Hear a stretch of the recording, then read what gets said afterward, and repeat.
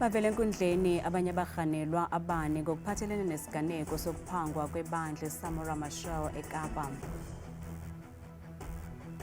Gcina's death could have been avoided if, there was a proper basic conditions of employment and proper protocols within the company.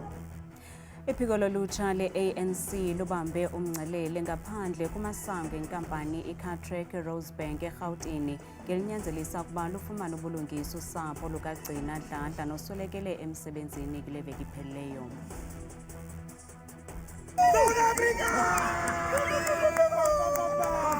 Bafana, bafana, we bafana. Uza kuqhawa ukujinga abantwana bedlala ngokuhlwa nje xa iBafana Bafana idlala umdlalo wayo wokuqala kaGroup A wendebe yehlabathi nabasindleki eMexico City ngentsimbi yesithoba.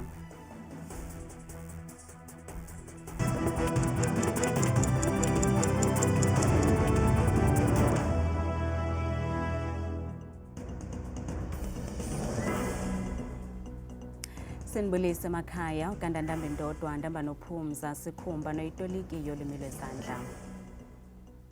Bavele kwinkundla kamantyi yase-Athlone eKapa abanye abarhanelwa abane ngokuphathelene nokuphangwa kwebandla iSamora Machel. Eliqela labarhanelwa livele namhlanje lijongene netyala lokuphanga kwakunye nelokufunyanwa nezinto ezibiweyo kwaye aba barhanelwa khange babe nangcaciso ukuba ezi zinto bazithatha phi, kanti umtshutshisi uxelele umantyi ukuba amalungu eli bandla athathelwe imali, onomyayi kunye nezixhobo zokusebenza zale nkonzo, kanti eli tyala limiselwe uLwesine weveki ezayo nalapho kulindeleke abarhanelwa bafake isicelo sebeyili. Umbutho wephiko lolutsha lwe-ANC ubambe ugwayimbo ngaphandle kweofisi zenkampani iCartrack Rosebank eRhawutini namhlanje unyanzelisa ubulungisa ngokusweleka komsebenzi wale nkampani uGcina Dladla kwiveki ephelileyo. Olu gwayimbo luza emveni kokuvela kwabasebenzi bangaphambili kule nkampani abathi impatho gadalala ngumkhwa wayo nanjengoko bebejongene neemeko zokusebenza ezingancumisiyo. Kuvakala ukuba uDladla waxela ngokungaziva kwakhe kakuhle kodwa wanyanzelwa ukuba aphangele aphathe uxwebhu likagqirha elichaza imeko yakhe. Ukusweleka kukagcina Dladla ubengumsebenzi wenkampani iCartrack kuvuse umnyele nakwabo babefudula besebenzela kwale nkampani ngaphambili. Kuvakala ukuba impatho gadalala nguqhelekile yaye neemeko zokusebenza aziginyisi mathe. Umbutho wephiko lolutsha lwe-ANC umemelela kwabasemagunyeni kwisebe lezabasebenzi nakwamanye amasebe karhulumente achaphazelekayo okokuba aqhube uphando olunzulu ukuze usapho lukaDladla lufumane impendulo. We demand management accountability. Cartrack must institute an internal investigation and place on precautionary suspension any official whose conduct may have contributed to the events leading to the death pending the investigation. Gcina's death could have been avoided if, there was a proper basic conditions of employment and proper protocols within the company. So that is why we're here. We have delivered a memorandum. We will share it with the colleagues of the 40th state. Ngethuba isamkela umqulu wezikhalazo zabagwayimbi, uJoshua Victor oyingqonyela yale nkampani uthe bayasebenzisana namapolisa ngophando. We met with the Dladla family yesterday. We fully engaging with them. We working together with them and doing a full and transparent investigation. We accept your memorandum and we will provide feedback in due course. Please allow the investigation with us working with the South African Police as well as the Department of Labour to run its course. Kambe amagqwetha ezabasebenzi athi sisenzo esiphambukene nomthetho ukunyanzelisa umsebenzi okokuba aphangele noxa ingaziva kakuhle ngokwempilo. Every employee in a workplace is entitled to sick leave, and the common one is 30 days in a cycle of 3 years. And the only right that the employer has with regards to the sick leave is that if the employer doubts the authenticity of that sick leave, the employer is entitled to require the treating doctor to depose to a sworn affidavit confirming, firstly, the illness that the employee is suffering, and secondly, confirming that indeed, as a result of that illness or incapacity, the employee is not able to report for duty. Abagwayimbi ke bacele ukufumana impendulo kwiintsuku ezili-14 batsho benyanzelisa okokuba le nkampani inike inkxaso epheleleyo kusapho. Kusenjalo usapho lakwaDladla libambisene nenkampani yakwa-Cartrack bakhuphe ingxelo nalapho bevakalise ukuba baza kuthi gqolo besebenzisana ngelixa lusaqhubayo uphando ngale nyewe. Kule ngxelo bakwavakalise ukuba ngokwangoku kunikwe intlonipho kwaye kukhunjulwe uGcina Dladla. Mapolisa eGauteng aqinisa iphulo lokusiphula nengcambu lwaphulomthetho eRhawutini emva kwesiganeko sokudutyulwa kubulawe abantu abangama-21 eCleveland ngolwesibini. 12 lamaxhoba liye lasweleka ze abanye banqwelerheka. Bahlali bale ngingqi basothukile kwaye bathi baphila phantsi koloyiko. Amagosa karhulumente kwiphondo laseGauteng athi ingxaki yodubulwano kule ngingqi ibangelwa ngoozamazama. Bukhona impela obunye ubugebengu but ubugebengu omningi esinabo in the informal settlements la khona amazamazamazi abantu bayafa, abantu bayadutshulwa, abantu ba-affectwa ama-stray bullet is because bahleze bedubula nje. Ukanti umkomishonala wamapolisa uTommy Mthombeni uthi namhlanje babambe indoda efunyaniswe inomkhono wekati ongekho mthethweni. We have since arrested one person for possession of unlicensed firearm yesterday up until this morning, but it's of course in a GP, as we know, GP is also affected in terms of murders. The drugs, we have arrested not less than 5 liquor outlets, which is a concern, which is the bulk of our case as we released the crime statistics the day before yesterday. We're having roughly in terms of assault 20,000 cases for 3 months. So we have closed 10 of the liquor outlets. Abakwantsasana bathi baza kuyibeka phantsi kweliso lobukhali lengingqi. Amawakawaka abemi bangaphandle noninzi lwabo ingabemi baseMalawi bahleli kwibala laseSherwood eThekwini. Aba bantu babalekele kule ndawo beshiya ngasemva indawo bebehlala kuzo ngeloyikisela ubomi babo, kwaye uninzi lwabo luthi lufuna ukugoduswa lubuyele kwelaseMalawi kwaye batyhola ngelithi bayagrogriswa kwiindawo abahlala kuzo. Kanti abasemagunyeni bathi zaqala kungekudala inkqubo yokubagodusa babuyele kwelaseMalawi. Liyakhula qho kusisa inani labemi baseMalawi abahleli kwibala laseSherwood eThekwini kwaye sithetha nje bangaphaya kwama-4,000 abemi baseMalawi abangungelene kule ndawo belinde iibhasi zokubagodusa. Phakathi kwabo ke kukho abasetyhini abakhulelweyo nabantwana kwaye batyhola ngelithi bafumene izigrogriso kwiindawo ebebehlala kuzo kusithiwa mabaphume baphele engekafiki umhla wama-30 kuJuni. He's a forced each and every foreigners, no need. She said they must go home. And a lot of people here, he lose the job, he lose a lot of things in the house, understand? And sometimes the people is chasing not only Marawi, other foreigners, he chasing away, he leave a lot of things. He just come here for nothing. You see, a lot of people here, he got maybe a lot of things in the yard where he's staying, area where he's staying. Bambi ke bathi abanakuze baphinde bawubeke umqondo wabo kweli loMzantsi Afrika. For us it's hard to get the money now and they use like a bus and go there.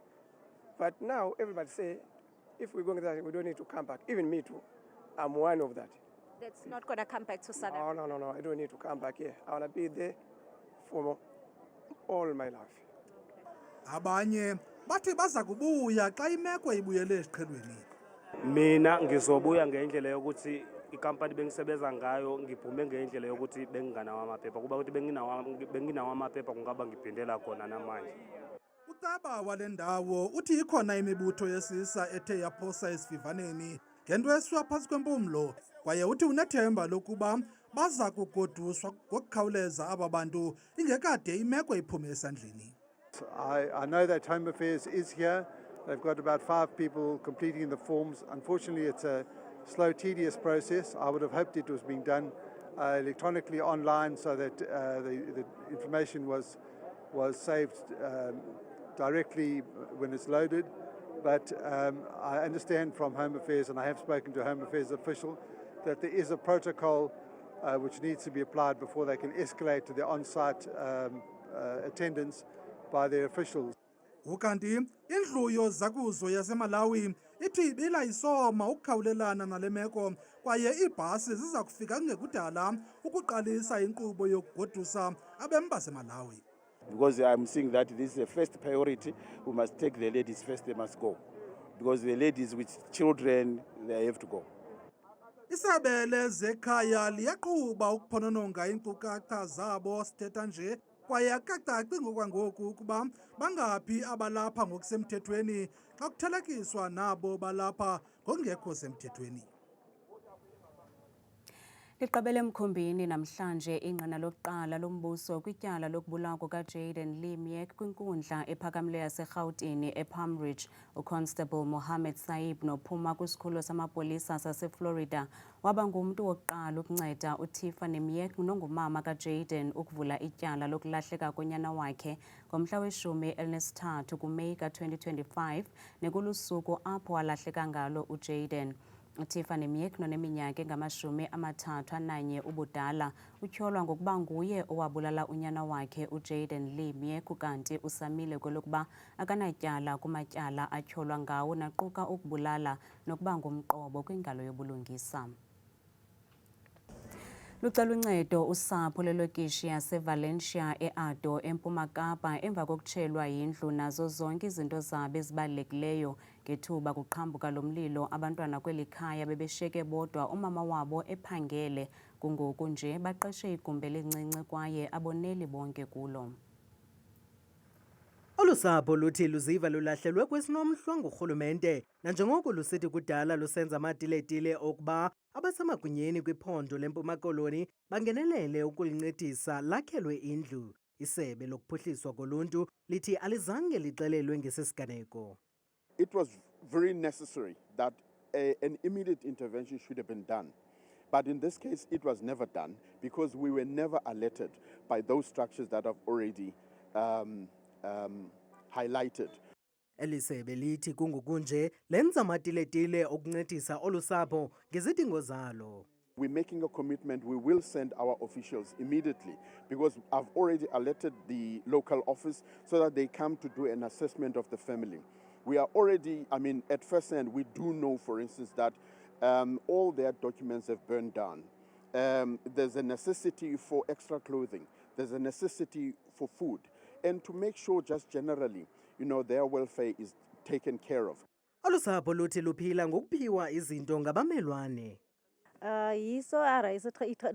Mna bendihleli kwam ngethuba ndibona indlu ingqungqa ngomlilo. Uthe xa efika yabe isitsha indlu. Yonke into itshele ngaphakathi, kuquka nezinto zabantwana, ukutya, impahla nefenitshala. Nangona kunjalo olu sapho luthi lunethemba lokuba urhulumente uza kuncedisa kungekudala.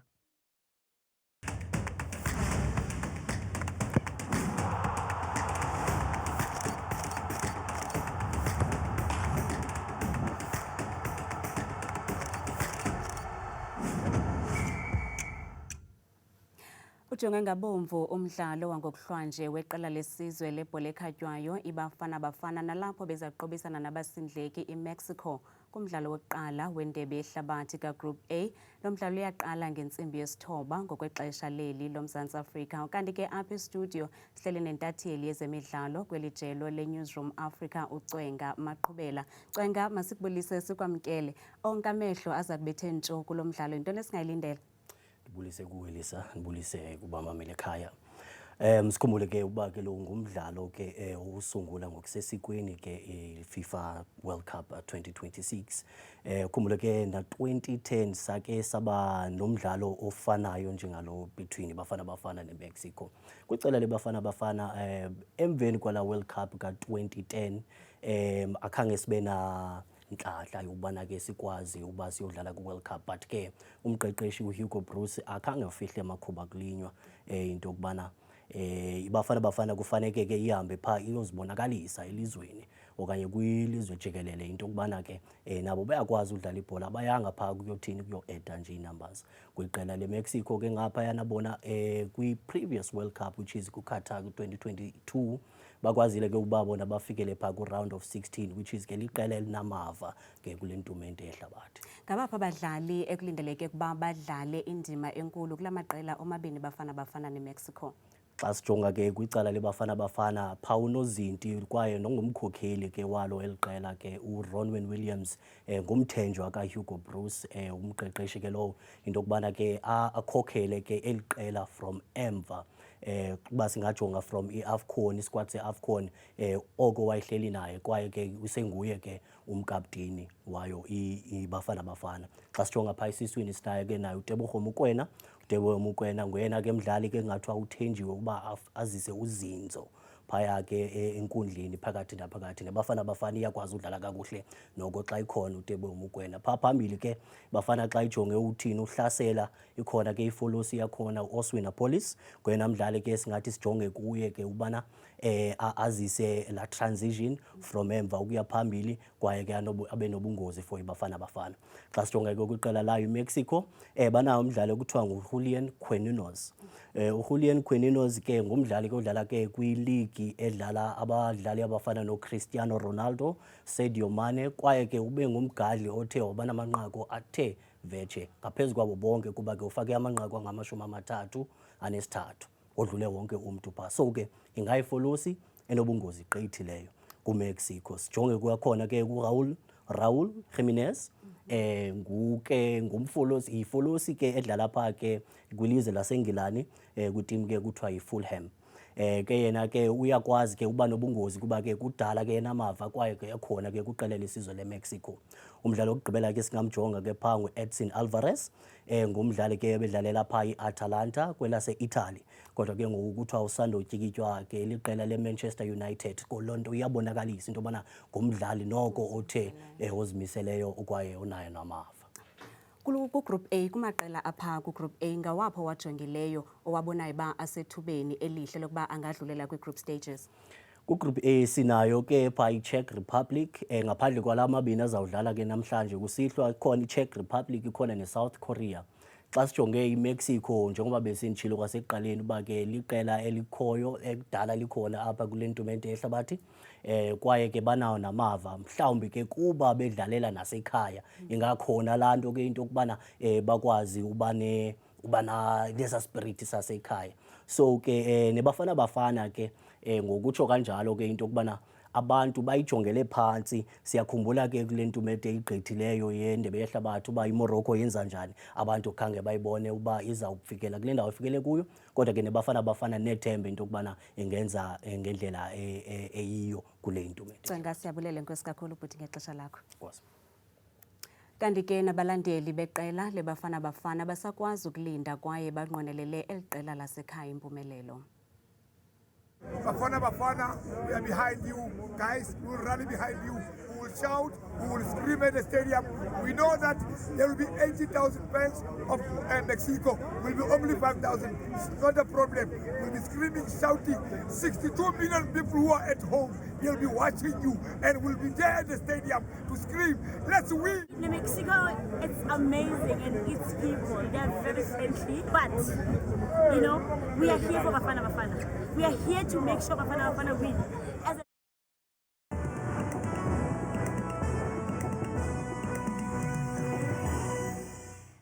Kakhulu ke Madikela noNcuthu ezindabeni ndiyakubulisa mbukeli wami apha ekhaya ndikwamkeleke kwidesika yeMozulu mna ke bethuna ngegama ndikuthabile inzwakazi yabathembu ngokubanzi ke masijonge yenjenje iMozulu mbukeli siphawula kaloku okokuqala ngazo ke iziganeko zeMozulu kuMzantsi Afrika ngokubanzi sijonge ngokuqatha futhi ke kwindawo ezininzi njengemvula nomoya noko kusibekele kakhulu kwindawo ezisembindini apha eMzantsi Afrika mpela futhi phaya kwimpuma phansi lonke futhi lapha khona khona kubuye kamandi ke kucwenge eFree State eMpumalanga naphaya eLimpopo ngokubanzi imzonzundu masijonge ngamaqondo ukuthi okutshisa kaloku aphansi ke naphezulu sithi sivule ngephola lokuqala eliphaya lona ebhondweni laseMpuma Kapa kwezo ndawo ezininzi ke sithande kakhulu ukuzinza kwintshona namazantsi kwelapho njengapha koRhafu kwasekuseni futhi sisithoba futhi kuyanetha nje yonke lantsasa ngokunjalo ke napha kuGompo ekuseni ko-13 degrees nansi imozulu mbukele ephondweni ke lapha eFree State pha kumantla futhi welaphondo njengapha koVelkom embindini phaya iyabikwa ingqele ngeyona ndlela phaya ngo-5 degrees kanti ke kubande impela eBloemfontein amaqondo abasephantsi ekuseni ngo-4 degrees nansi imozulu mbukele wami ephondweni ke futhi lasentshona Kapa phaya koBeaufort West wenozinze phaya e-Oudtshoorn futhi naseGeorge kuyatsho phaya enxwemeni eKapa lodumo futhi yilo ngqele ekuseni futhi amafu asebele kakhulu ngenxa yelashumi nje elikhatshwa sisithathu nansi imozulu mzontsundu ephondweni ke lapha eNorthern Cape kwezo ndawo futhi ezipha kwintshona yelizwe njengapha ko-Alexandra Bay napha eSpringbok kwasekuseni ngomso qaba ngamafu mpela phaya kusabanda xa bevuka ngenxa ka-9 degrees nansi imozulu mbukeli kwelaphondo ke lapha eNorth West kwezo ndawo ezininsezinze kumbindi kwelaphondo phaya koFryburg kwasekuseni futhi yabikwa ingqele phaya amaqondo asephantsi napha eTaung kwasekuseni ngomso ayafana lamaqondo ngo-5 degrees benje nje kwelaphondo lapha eGauteng apho sikhoyo thina ngalo mzuzu mpela pha koTshwane buphaya eBonkonspruit kwasekuseni futhi ingqele kuba kaloku kuyabanda kakhulu pha bevuka ekuseni yilo nkwankca nokubhudla okuqatha komoya ngenxa yakhe ke la 4 degrees mbukeli wam yuka nam ngokubanzi siphawule phaya ephondweni ke lapha eLimpopo kwindawo ezininzi futhi kumazantsi entshona pha koBilabile ekuseni kucwengile ngesithandathu napha koThabazimbi kubandi kakhulu amafu ekhona phaya ekuseni ngenxa ka-3 degrees benjenje kwelaphondo lapha eMpumalanga kwezo ndawo ke ezizinzincamini kwelaphondo njengapha eMalahleni kwasekuseni futhi kucwengile ngo-5 degrees kodwa ke kuyabanda eMelo ekuseni amaqondo asephantsi ngaso futhi isihlanu vume ekhayeni ndiyivale ndiyisonge nam imozulu ngephola lapha KwaZulu Natal kwezo ndawo futhi eziphakame kakhulu kwelaphondo njengapha koVryheid ekuseni sisibhozo napha eNewcastle kuyabanda kakhulu ekuseni ngo-7 degrees mna ndikudada kangaka xa shwele miyoli